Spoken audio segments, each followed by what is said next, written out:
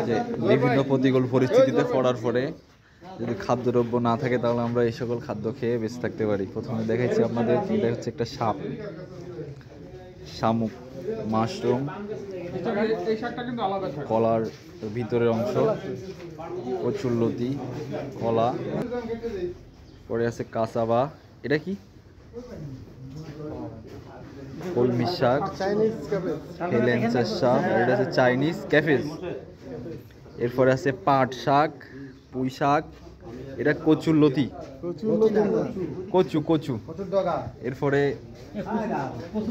এরপরে দেখছেন কাঁঠাল, বনমরিচ, তারপরে আছে উস্তি, করলা, পাতাকপি, কচু শাক, এটা কি বলে কলমি না, এটা হচ্ছে আলেঞ্চি শাক, বেতের মাথার নরম অংশ, এটা খাওয়া যায়। লটিপটি শাক,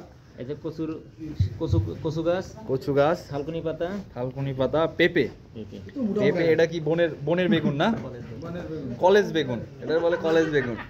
আর এটা হচ্ছে কলার মোচা, আর এটা হচ্ছে ডুমুর, পাহাড়ি আলু, আর এই যে দেখছেন পাহাড়ি আলু।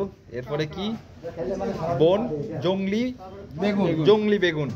সবচেয়ে আকর্ষণীয় জিনিস যেটা হচ্ছে শিং মাছ, একবার অরিজিনাল দেশি টাকি মাছ, একদম অরিজিনাল দেশি শিং মাছ। এটা ধরছেন কিভাবে? হাত দিয়ে। এরপরে আছে কি টাকি মাছ, আর সবচেয়ে আকর্ষণীয় যে জিনিসটা হচ্ছে সাপ। সাপটাতে অনেক মাংস হবে, এখন উঠতেছে কিন্তু কাঁচা।